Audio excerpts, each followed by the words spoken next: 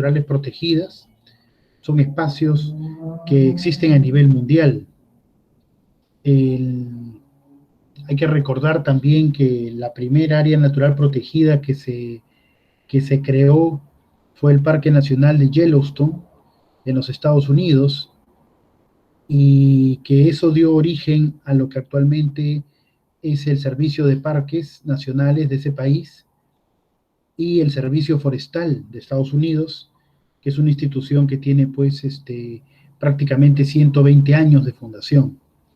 Entonces estamos hablando de un concepto que es muy antiguo, es anterior incluso a lo que ahora conocemos y entendemos como desarrollo sostenible, corriente que dentro de sus fundamentos se encuentra la promoción de las áreas naturales protegidas como un mecanismo para garantizar la conservación no solamente de la biodiversidad taxonómica, ecológica, la biodiversidad genética, sino también la diversidad cultural, ¿no?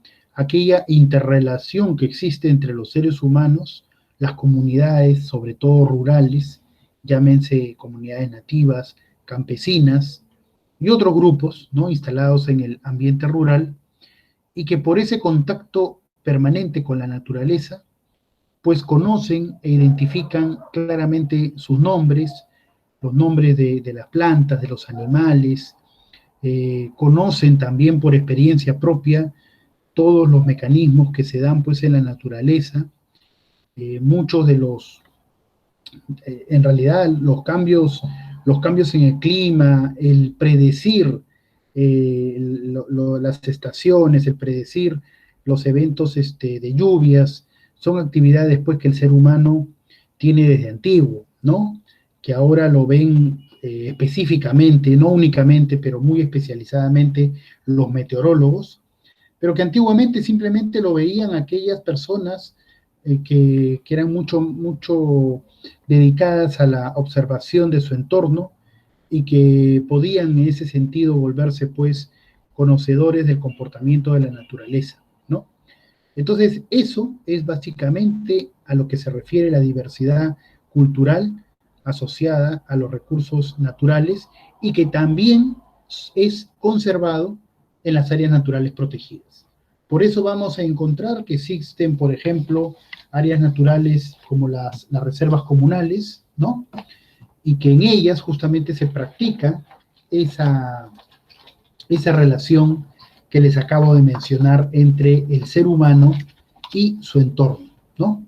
Entonces, bajo esta lógica, las áreas naturales han ido evolucionando y ahora las encontramos como parte de lo que es el desarrollo sostenible. Bajo ese concepto, en nuestro país, las áreas naturales empezaron a surgir allá por los años 70, finales de los 60, 70, fueron los primeros tiempos en que en el Perú se empezó a tomar atención a lo que son las áreas naturales protegidas.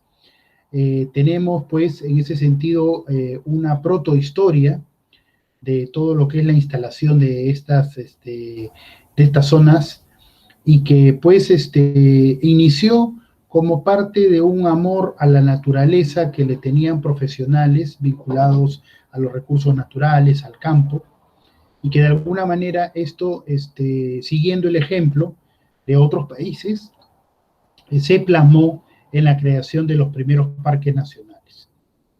Es así como ya en el año, a finales de los años 90, con la dación de la ley 26834, es que nuestro país tiene una ley de áreas naturales protegidas, que es la que actualmente rige, y que tiene su reglamento, que es el que les estoy mostrando ahí en la pantalla y que ya ustedes habrán podido leer cuál es pues la definición de lo que es un área natural protegida, ¿no?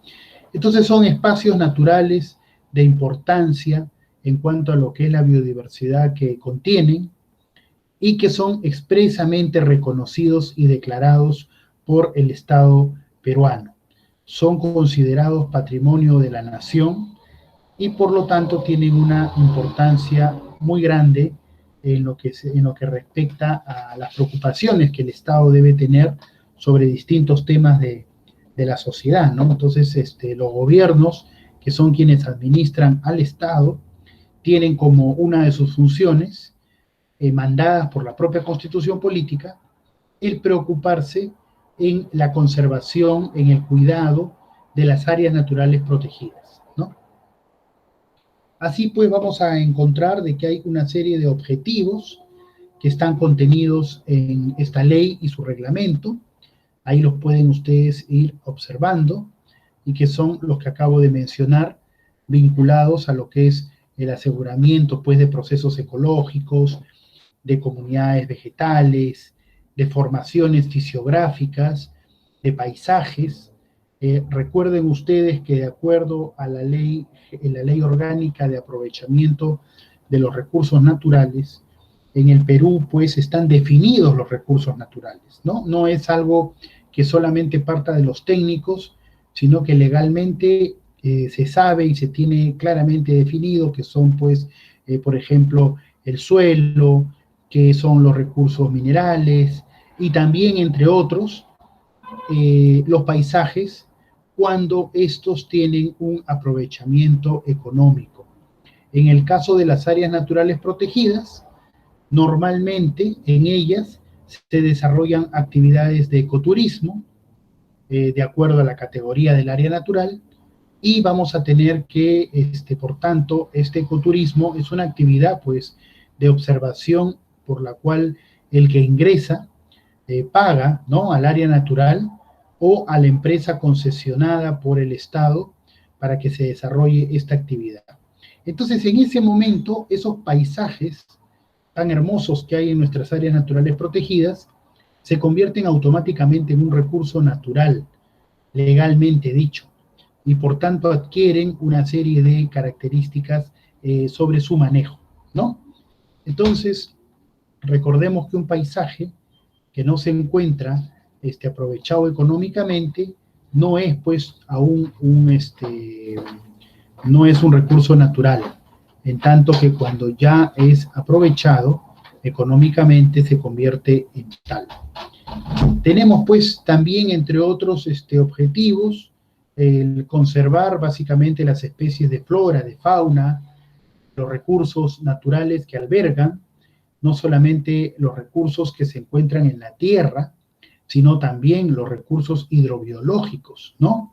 Y todo esto, ¿para qué? Para que podamos tener una dotación de recursos naturales a favor, pues, del desarrollo del ser humano, de una mejora en su calidad de vida. Vamos a tener también otros objetivos, vean ustedes que es bastante extenso, los he copiado textualmente de la norma, y donde pueden encontrar ustedes también que las áreas naturales buscan el mantenimiento de ciertos ciclos, y en este caso la ley le ha dado una especial importancia a lo que es el ciclo hidrológico, y por esa razón el ciclo hidrológico está vinculado, ¿no?, a las cuencas hidrográficas. Y entonces esa importancia se ve plasmado en, por ejemplo, este artículo que ustedes pueden ver ahí, en esta oración donde se habla de mantener y manejar condiciones funcionales de las cuencas hidrográficas, ¿no?, para ver todo lo vinculado a la conservación de este ciclo y del flujo y la calidad del agua.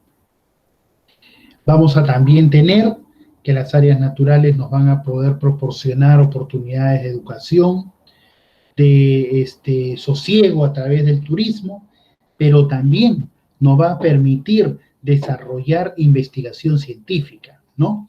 Si entendemos que en las áreas naturales están aquellos recursos naturales, muchas veces que no han sido intervenidos o que han sido poco intervenidos por el ser humano, entonces vamos a ver de que podemos desarrollar ahí una importante investigación pura, ¿no? Y también investigación aplicada, ¿no? Tenemos las dos posibilidades. Entonces son espacios muy interesantes para poder desarrollar estas actividades, y también para lo que es mantener recursos culturales, ¿no? Les mencionaba el caso de Estados Unidos.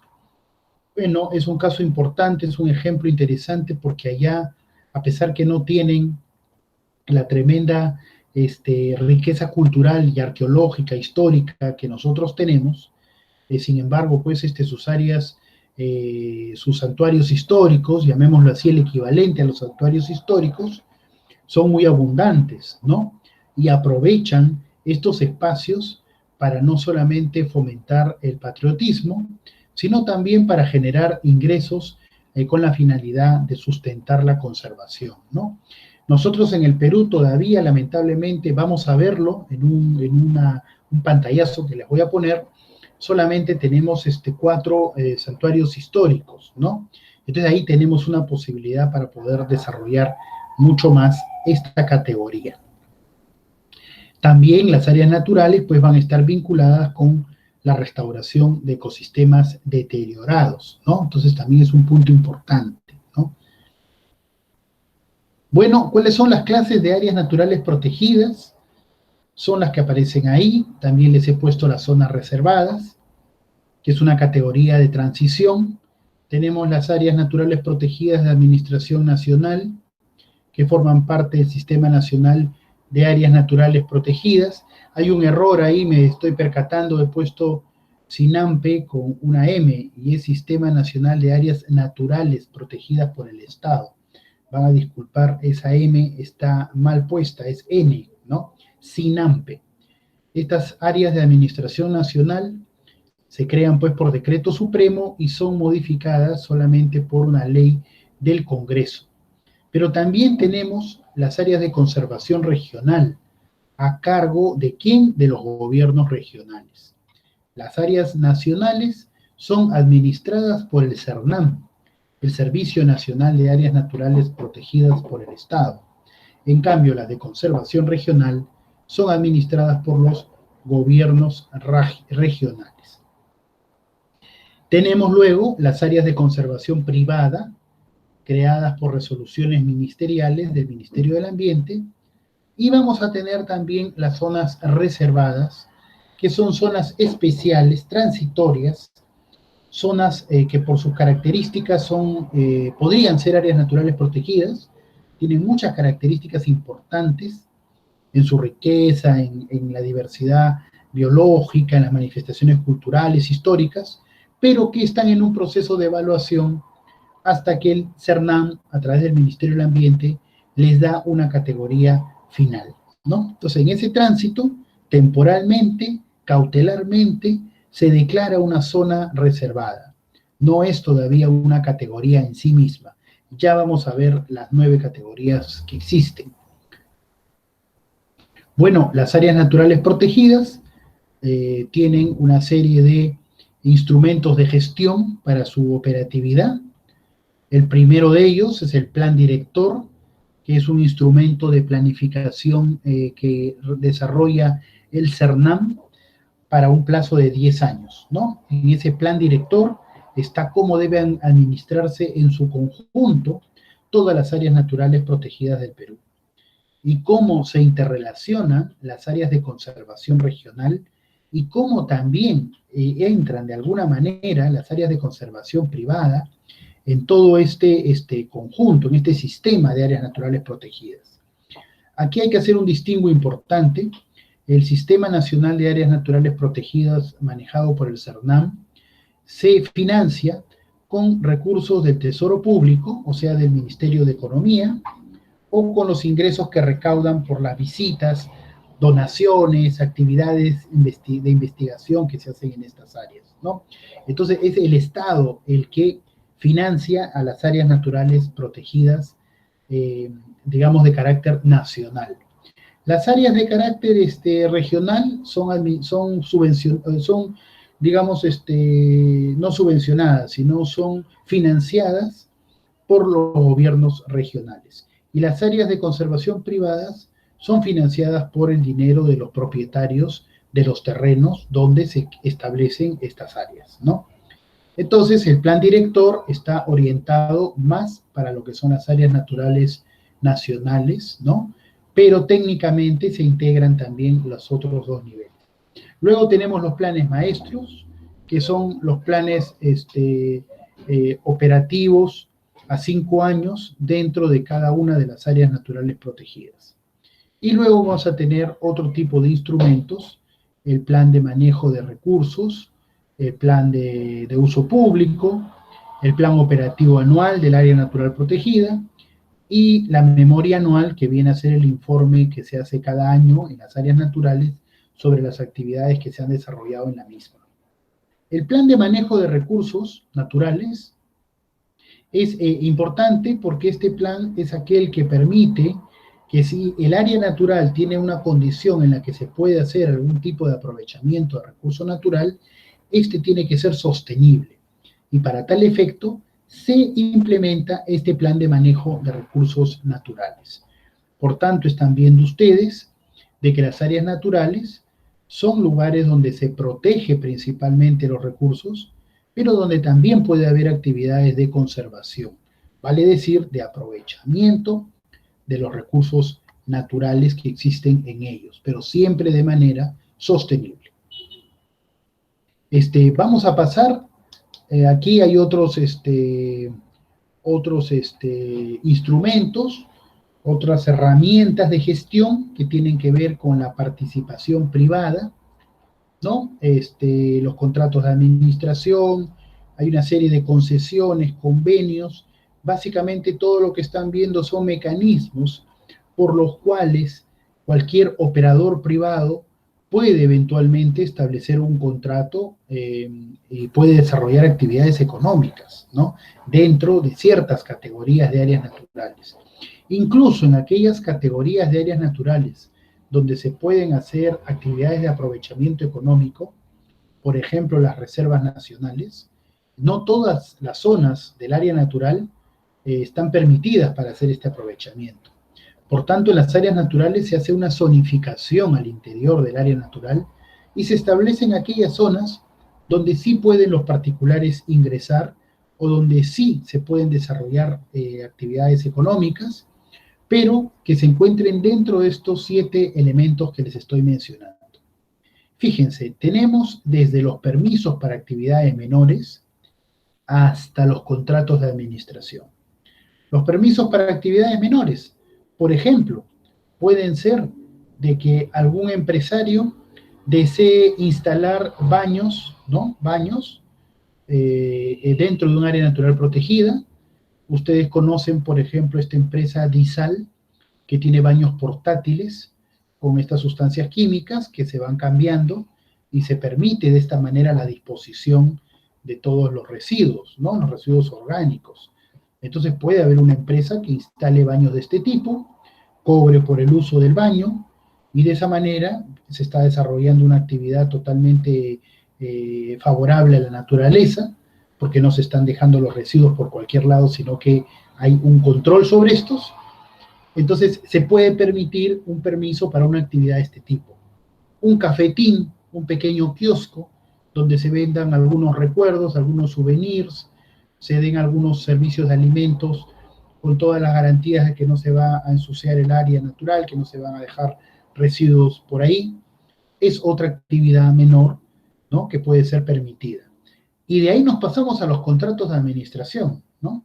Los contratos de administración son aquellos donde todo el área natural protegida en su integridad es entregada a un particular para que éste la administre, en coordinación siempre con la jefatura del área natural. Entonces, el contrato de administración es un contrato pues de muy alto vuelo, donde todas las actividades del área natural están concesionadas a un tercero, ¿no? Entonces, les hago una referencia.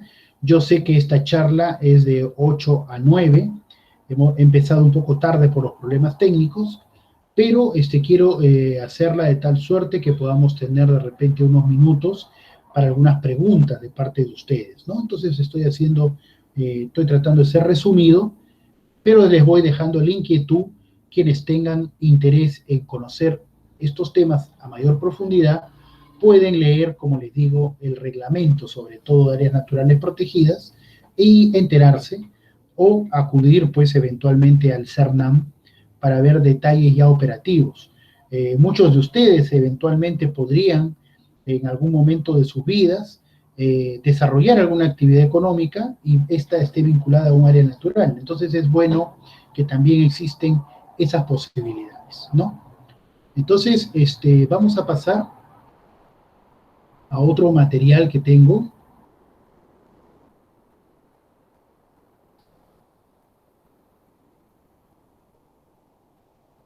Sí, a ver.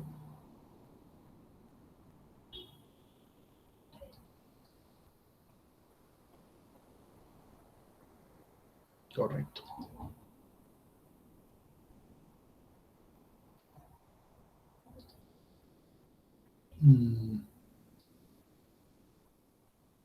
Ahora sí.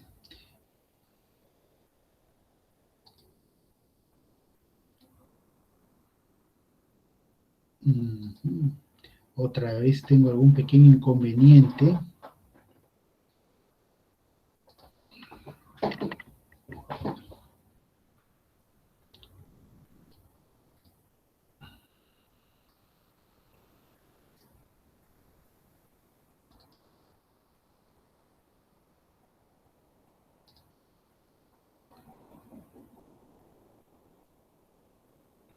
A ver, a ver.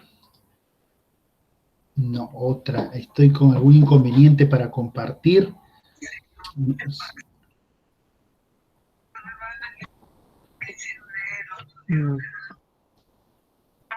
Profesor, ¿podría entrar y volver a salir? O tal vez podría Sí, sí, pasar sí. también. Ya, entonces salgo y regreso inmediatamente, ¿no? Sí. A ver.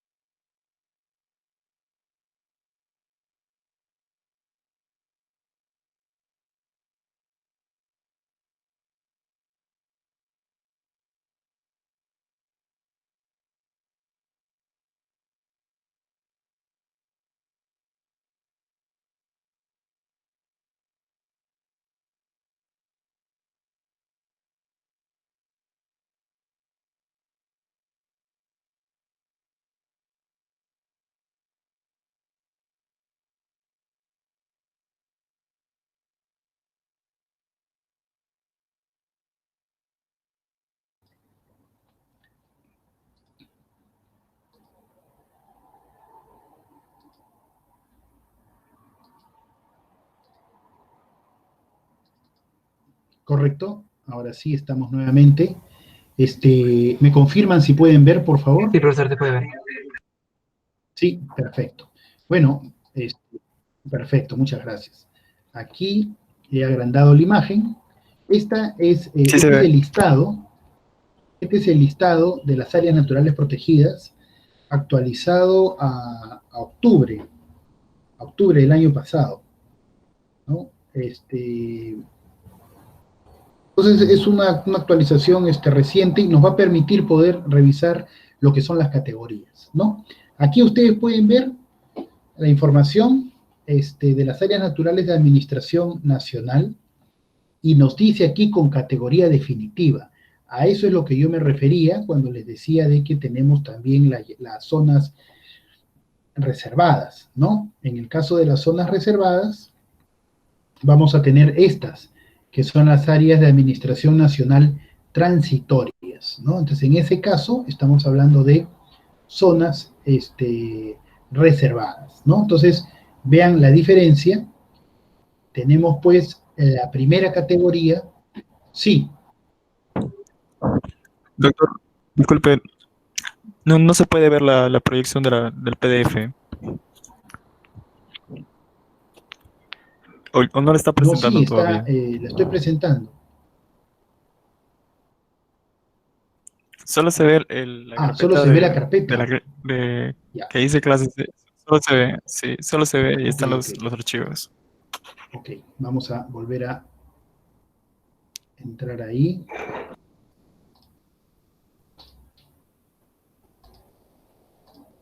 ¿Se ve la lista de áreas naturales?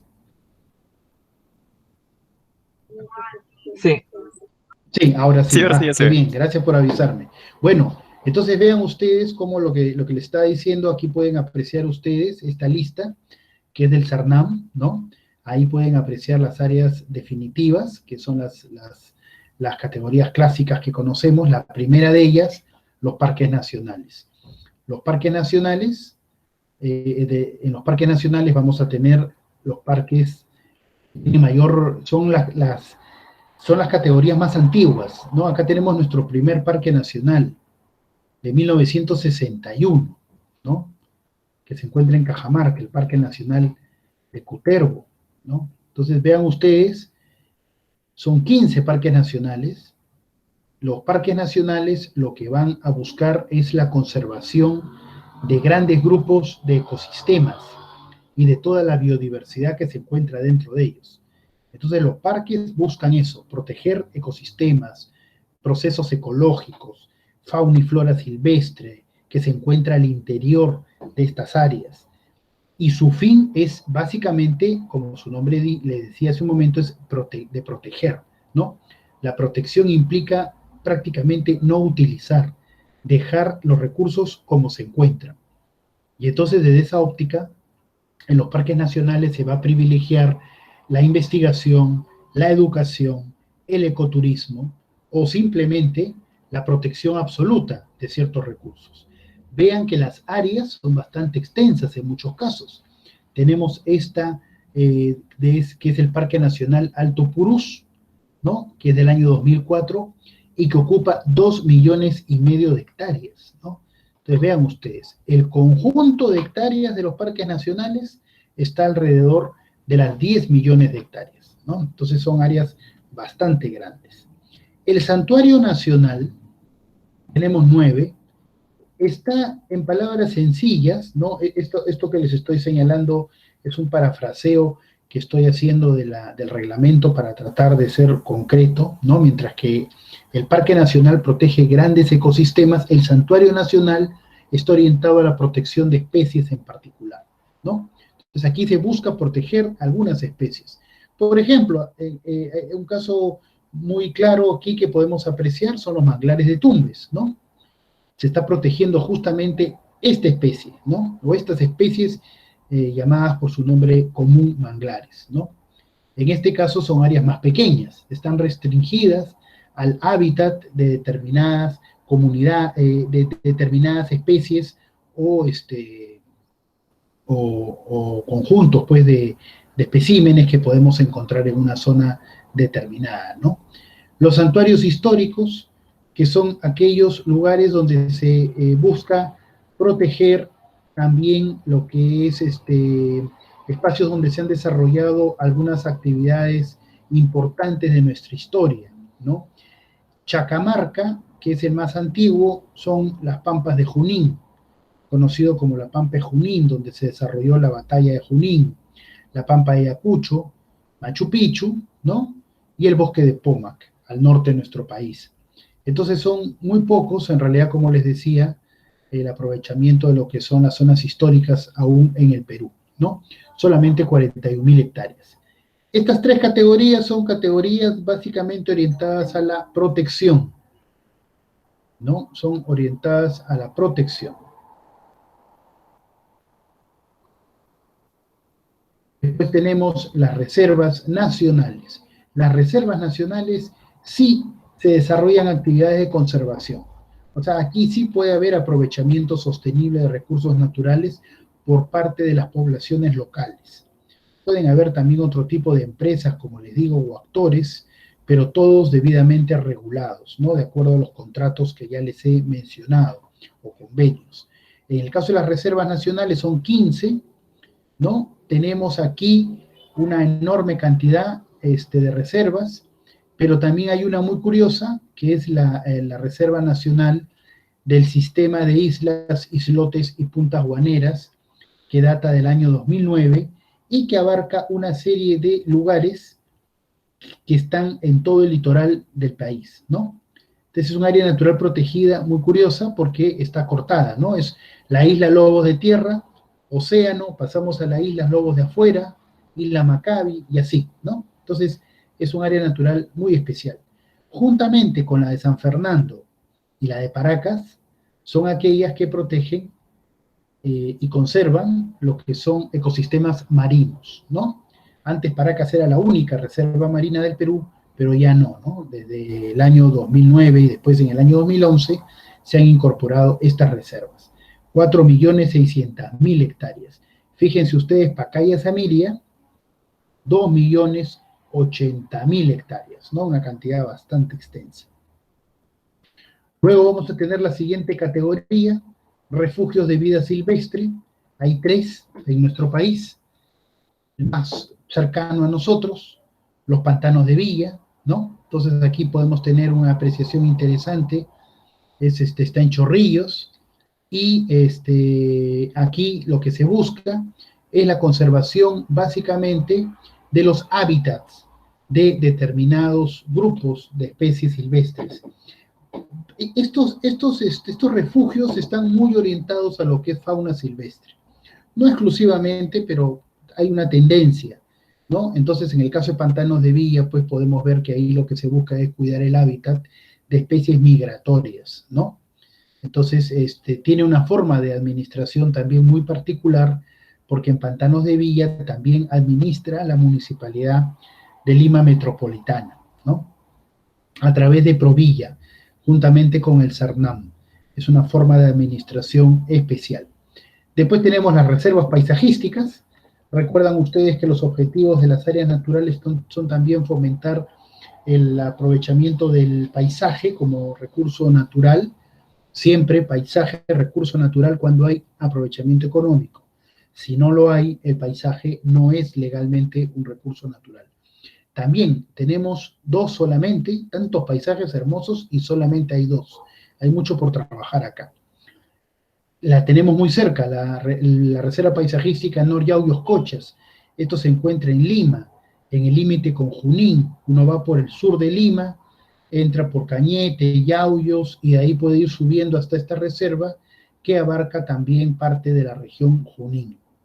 Luego vamos a tener las reservas comunales, donde se desarrollan actividades conjuntamente con las comunidades locales, ¿no? Las comunidades nativas. Fíjense ustedes, la mayoría se encuentran en la Amazonía, ¿no? Y probablemente, pues, aquí nosotros vamos a encontrar definitivamente esto que estábamos mencionando de la unión entre el uso del recurso natural y la comunidad nativa que vive en esa zona. Entonces tenemos aquí una serie de nombres que están muy vinculados, muchos de ellos, con los nombres de las comunidades que los administran. Ayánincas, Amaracaeri, Yumequi, ¿no? Son denominaciones machigüengas, son denominaciones de comunidades que ellos pues han obtenido este reconocimiento y donde se desarrolla un aprovechamiento sostenible muy interesante, ¿no? Porque ya no es alguien de fuera, sino es alguien que tradicionalmente ha aprovechado los recursos en la zona. Entonces hay muy buenas experiencias sobre manejo comunal, ¿no? De recursos naturales. Después tenemos los bosques de protección, que están vinculados a lo que es manejo de cuencas. ¿Se acuerdan que habíamos visto de que también se busca la conservación del ciclo hidrológico del agua? Esto se hace a través de los bosques de protección, ¿no? Deberíamos tener en cada cuenca alta o cabecera de cuenca un bosque de protección. Sería ideal. Por tanto, también el sistema está en deuda, ¿no? Aquí tenemos un área natural muy curiosa, la aledaña a la bocatoma del Canal Nuevo Imperial de Cañete, que fíjense solamente tiene 18 hectáreas, ¿no? Entonces hay particularidades de cada área natural en cuanto a su hectareaje y también el origen, cómo se crearon, ¿no? Luego vamos a tener el coto de caza, hay 2, el Angolo y Sunchubamba, ambas al norte del Perú, donde principalmente se aprovecha los venados, ¿no? Entonces son lugares donde se puede hacer caza deportiva, de especies que están monitoreadas y solamente los excedentes, los ejemplares excedentes, son aprovechados para caza y se puede tener pues ingresos por esta actividad. Después tenemos las zonas reservadas, tenemos 10 en el Perú, ¿no? Algunas también están muy cerca de nosotros, Ancón, Lomas de Ancón, Bosque de Zárate. Entonces vean ustedes cómo en realidad, si ustedes tienen curiosidad de conocer áreas naturales, pueden ir cerca de Lima y van a encontrar muchas, ¿no? Por ejemplo, reservas nacionales tenemos la Chay, ¿no? Que se encuentra al norte de nuestra capital. Y después vamos a tener las áreas de conservación regional, son 22, ¿no? 22 áreas de conservación regional, también en Lima, las albúferas de medio mundo, que están en el norte de Lima, en Huacho, y los humedales de Ventanilla, que se encuentran en el Callao. También tenemos pues zonas cercanas. La Huacachina en Ica, bien cerca de la capital. Entonces no hay excusa para que ustedes no puedan conocer diversas áreas naturales que están muy cerca y que son de distintas categorías, ¿no? Entonces, finalmente vamos a encontrar las más abundantes, las áreas de conservación privada, 134. Miren qué cantidad tan interesante. Esto tiene que ver con las iniciativas privadas para poder aprovechar sobre todo los paisajes, ¿no? Particulares que han pues establecido áreas naturales y que se siguen estableciendo de manera exponencial, digámoslo así, un poco exagerado suena, pero a un ritmo muy elevado. Vean ustedes, entre el año 2017 hasta el 19, tenemos pues una enorme cantidad, ¿cuántas? 19 prácticamente, en menos de 2 años, que se han ido creando, y algunas tienen hectareaje grande, ¿no? Tenemos aquí una que tiene 2.550 hectáreas, pero también tenemos algunas de 26 hectáreas, tenemos aquí la de Sumac Pacha y Sumac Inti, de 30 y 27 hectáreas, y así vamos a ver una variedad en lo que es el hectareaje de estas áreas naturales. Tenemos esta, fíjense, 1.91 hectáreas que se encuentra en Loreto, las Panguanas 1. Entonces, en realidad, cualquier persona que tenga un espacio natural hermoso, con algún recurso que cuidar o paisaje que mostrar, puede también desarrollar una actividad económica sostenible a través de lo que es el ecoturismo, ¿no? Y la instalación de un área natural protegida privada. Entonces tenemos más de 23 millones de hectáreas prácticamente de áreas naturales protegidas que abarcan el 17.53% del territorio nacional, ¿no? Entonces es una importante cantidad de áreas naturales protegidas. Esta charla, como les dije, es breve. Yo con esto he querido darles un pantallazo general de todo lo que son las áreas y más bien aprovecharía estos últimos minutos para cualquier consulta, por favor, que tengan los asistentes a este evento.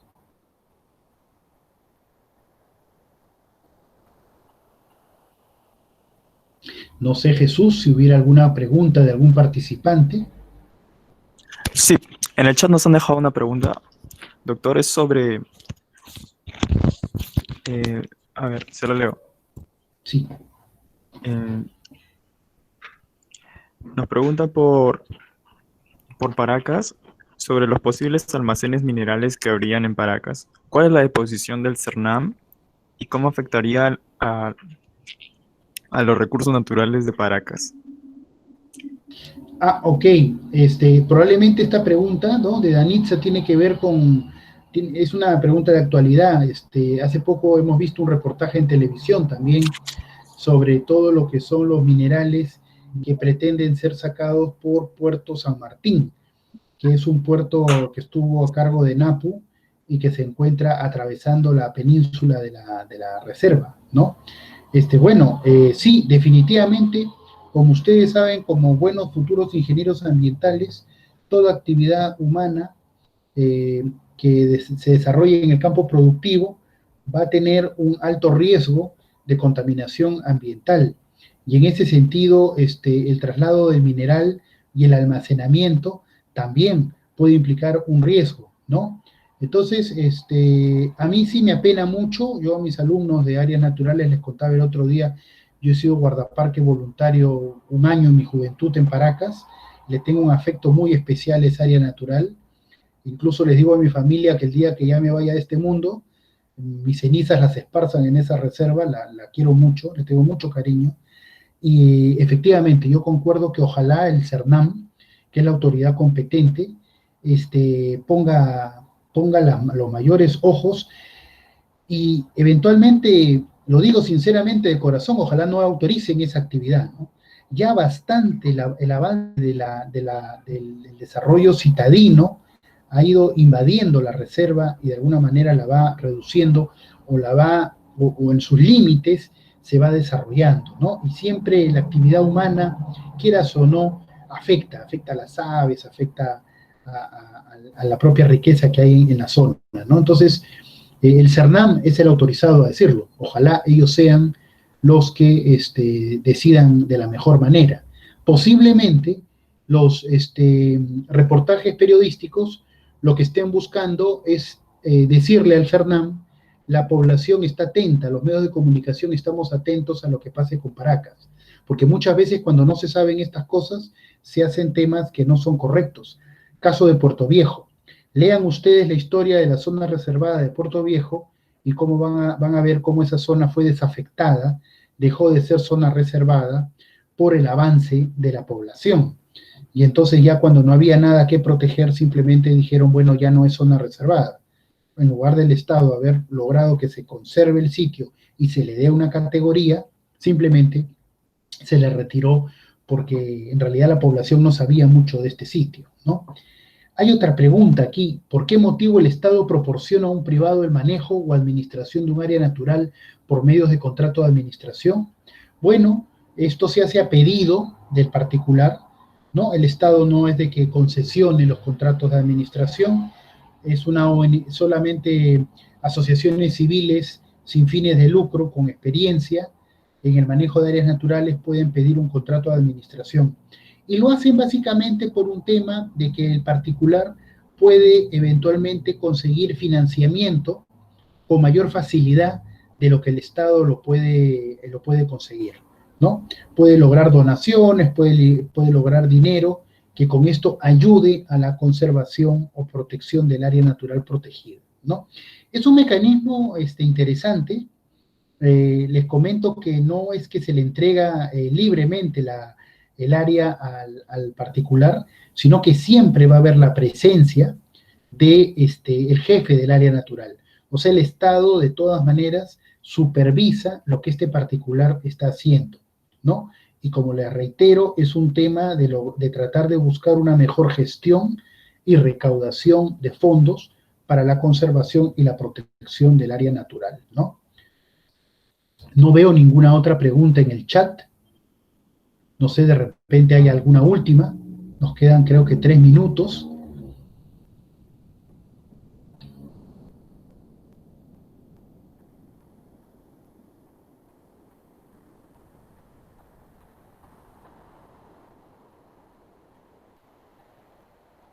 ¿No? Parecería que no la hay, Jesús. Ah, no, Y hay tenemos una. una última de Sí, Winnie. qué bueno. Si se nos corta, bueno, vamos avanzando, ¿ah? Acerca de las áreas naturales, ¿se planea implementar corredores biológicos en el Perú? Muy buena pregunta. Efectivamente, los corredores biológicos son una tendencia moderna. Sí, no solamente se establecen las áreas naturales por la riqueza que éstas contienen, también existe toda una política que se va a ver en el plan director, el último plan director vigente del CERNAM, establece como un mecanismo y una prioridad el buscar esta clase de corredores biológicos. Y no solamente corredores nacionales, ¿eh? También los corredores internacionales. Por ejemplo, hay un proyecto Perú-colombiano que se encuentra en el norte de nuestro país y que lo que busca es unificar las áreas naturales protegidas desde Pacaya Samiria hasta un área natural, no recuerdo ahorita el nombre, pero que justamente se encuentra en el límite con nuestro país, en el vecino país de Colombia, ¿no? Otro ejemplo son, por ejemplo, las reservas de biosfera. Tenemos los bosques por la paz, que se encuentran entre Perú y Ecuador. Es otro mecanismo de establecer también corredores internacionales, ¿no? Entonces, sí existe esa posibilidad y se está llevando a cabo en la práctica, ¿no? Jesús, creo que nos queda un minuto. Entonces yo les quiero agradecer a la Asociación de Estudiantes y también los felicito porque en esta hora, a pesar del horario, hay una amplia participación y bueno, en cualquier momento nos estamos encontrando, ¿eh? Muchas gracias a todos ustedes. Gracias, Jesús, también. Doctor, disculpe, y había una pregunta que nos había dejado Luis, creo que ya se retiró. Ah, No, caray, bueno, sí, había unas preguntas más. ¿Se corta o todavía hay tiempo? Tú me dirás. sí, todavía hay tiempo, no se preocupe. Hay tiempo. Ah, Un perfecto, minutito más perfecto, podría ser. perfecto. Ya, yo estaba preocupado por el corte que puede tener el sistema. Sí, Sí, excelente. Edu no, no, no Jara se preocupe. pregunta, buenas noches, gracias por la información. Me gustaría conocer sobre la relación entre las áreas naturales protegidas y los mecanismos de retribución por servicios ecosistémicos. Claro, bueno, la retribución por servicios ecosistémicos, los servicios, este tipo de mecanismos de retribución están íntimamente vinculados a proyectos que se puedan desarrollar, ¿no? Entonces, si yo quiero obtener pues beneficios de un proyecto Red Plus, bonos de carbono, ¿no? Entonces, previamente yo tengo que establecer un proyecto. Este proyecto lo puedo implementar en un área natural protegida, por supuesto, sí se puede desarrollar, pero no solamente se puede desarrollar en áreas naturales protegidas, se puede hacer en áreas que no son áreas naturales protegidas y que se pueden obtener a través de, por ejemplo, concesiones de conservación. Existe, además de la Ley de Áreas Naturales Protegidas, la Ley Forestal y de Fauna Silvestre, que nos va a permitir que un particular pueda también pedir una concesión de conservación, una concesión de ecoturismo. Entonces, ahí también se pueden desarrollar esta clase de proyectos que tienen que ver con servicios ecosistémicos, ¿no?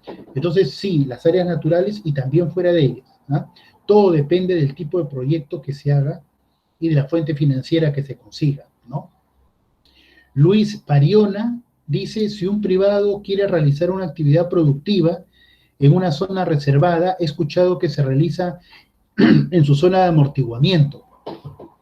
Bueno, efectivamente, las áreas naturales protegidas cuentan con lo que se llama las zonas de amortiguamiento. Esto también lo vamos a ver en las zonas reservadas, que son una zona de administración transitoria. Entonces, la zona de amortiguamiento es un espacio inmediatamente siguiente al límite del área natural, son los alrededores del área natural protegida y donde se restringen ciertas actividades, ¿no? No forma parte del área natural protegida, pero sí hay una restricción, a tal punto que si un privado quiere desarrollar una actividad productiva, va a tener que previamente pasar por la opinión favorable del CERNAM. Entonces yo puedo tener un parque nacional donde no puedo hacer actividad productiva, pero en la zona de amortiguamiento del parque nacional sí podría hacer actividad productiva, pero no la voy a poder hacer libremente, voy a tener que pasar por la opinión del CERNAM. Y si el CERNAM considera que esa actividad puede afectar al área natural, puede denegar la aprobación de esa actividad, ¿no? Muchas gracias, Romina, también. Gracias, Edu. ¿Cuál es la vulnerabilidad de las áreas naturales protegidas ante el cambio climático? Bueno, las áreas naturales protegidas y su biodiversidad no se escapan en absoluto a los efectos globales que está generando el cambio climático. De hecho, hay una afectación. ¿Qué se hace al respecto?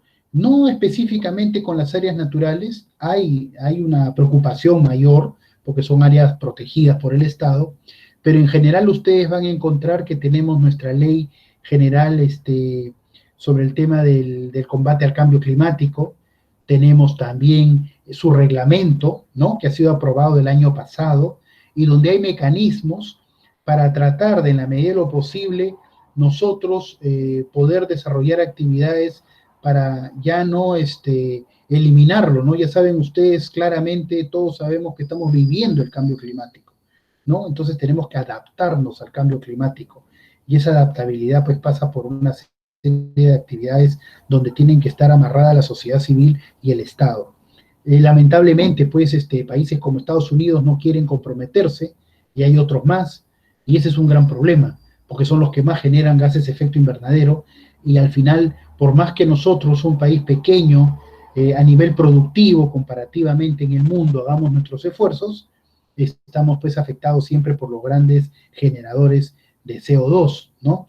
Y de otros gases que ustedes conocen perfectamente, todos los gases de efecto invernadero, no solo CO2, ¿no? Entonces, esa es la situación. Bueno, a ver, de repente hay más preguntas en el chat. No, creo que ya no las hay. ¿No? Ahora sí creo que he contestado todas las preguntas. Jesús, no sé si hay algo Muchas más. gracias, doctor. Sí, eso fue Perfecto, todo. jóvenes. Les agradezco sobremanera por su tiempo, muchachos. Un gusto Usted, y ya doctor, nos muchas estamos gracias. viendo en otra oportunidad.